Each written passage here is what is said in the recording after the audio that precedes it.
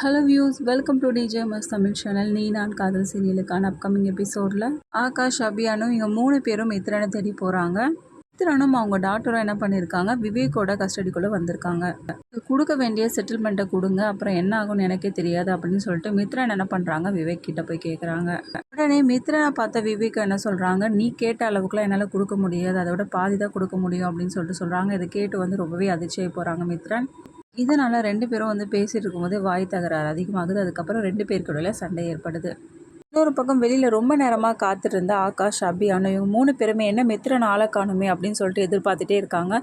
ரொம்ப நேரமாகியும் வராதனால என்ன பண்ணுறாங்க, உள்ளேயே போய் பார்க்கலாம் அப்படின்னு சொல்லிட்டு சொல்கிறாங்க.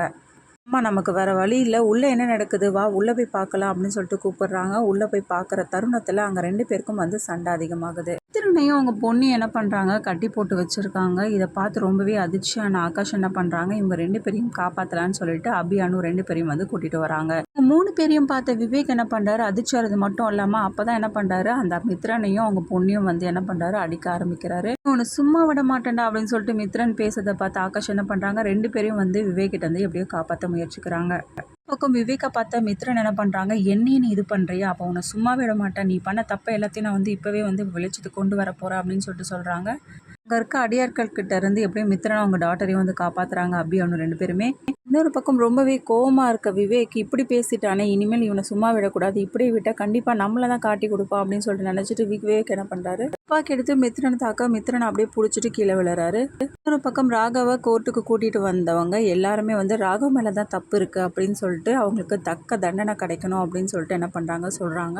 பாட்டிமா அப்புறம் அஞ்சலி எங்கே, அபி ஆளை காணுமே, இவங்க 3 பேரும் எங்கே போனாங்க இந்த சமயத்தில் அப்படின்னு சொல்லிட்டு ரொம்பவே வருத்தப்பட்டு எதிர்பார்த்துட்டு இருக்காங்க.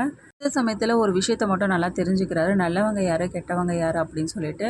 இப்போவாது புரியுதா அவங்களுக்கு விவேக்கை பற்றி அப்படின்னு சொல்லிட்டு கேட்க, நான் தான் தப்பு பண்ணிட்டேன், இப்போவே நான் சாட்சி சொல்ல வரேன் அப்படின்னு சொல்லிட்டு சொல்கிறாரு மித்ரனும். இல்லை ஹாஸ்பிட்டல் போயிட்டு நம்ம போகலாம் அப்படின்னு சொல்லிட்டு சொல்ல தருணத்தில், இல்லை பரவாயில்ல இருக்கட்டும், என்னை உடனே கோர்ட்டுக்கு கூட்டிகிட்டு போங்க, ராகவ் தான் நிரபராதின்றதை நான் சொல்லி ஆகணும், அப்போ தான் நான் பண்ண பாவத்துக்கு பிராயச்சித்தை கிடைக்கும் அப்படின்னு சொல்லிட்டு சொல்கிறாரு மித்ரன். வழி இல்லாமல் என்ன பண்ணுறாங்க, அவசரமாக என்ன பண்ணுறாங்க, மித்ரனை கோர்ட்டுக்காக கூட்டிகிட்டு போகிறாங்க. அவரோட கேஸில் ராகவுக்கு தீர்ப்பு வழங்குற தருணத்தில், ஒரு நிமிஷம் நிறுத்துங்க அப்படின்னு சொல்லிட்டு ஒரு குரல் வருது. அது யாருன்னு பார்த்தீங்கன்னா அபி. அதுக்கப்புறம் சாட்சியை கொண்டு கூண்டில் நிறுத்துறாங்க. மித்ரனை எல்லா உண்மைகளையும் சொல்கிறாங்க. ராகவ் மேலே எந்த ஒரு தப்புமே இல்லை அப்படின்னு தான் நிரூபிக்கிறாங்க அபி. இதன் மூலயமா ராகவ் வெளியில் கொண்டு வராங்க.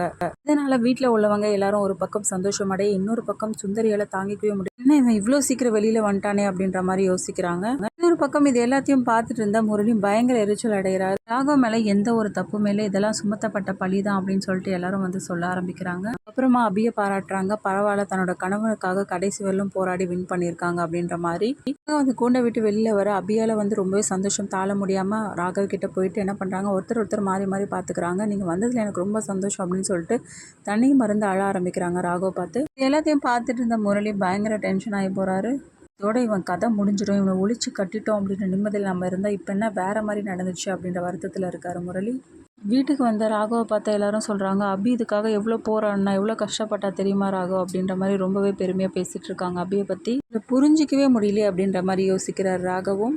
ஒரு பக்கம் சுந்தரியை பார்த்த முரளி என்னத்தை இப்படி ஆயிடுச்சு அப்படின்னு சொல்லிட்டு வருத்தத்தோட பேசிகிட்டு இருக்காங்க. இதுக்கப்புறமா முரளி வேறு எந்த மாதிரியான பிளான்லாம் போட்டுற போகிறாரு, இது எல்லாமே தெரிஞ்சுக்கலாம். அதுக்கு மறக்காமல் நம்மளோட சேனல் சப்ஸ்கிரைப் பண்ணிக்கோங்க, கூடவே இருக்காத பெல் ஐக்கனும் கிளிக் பண்ணிவிடுங்க.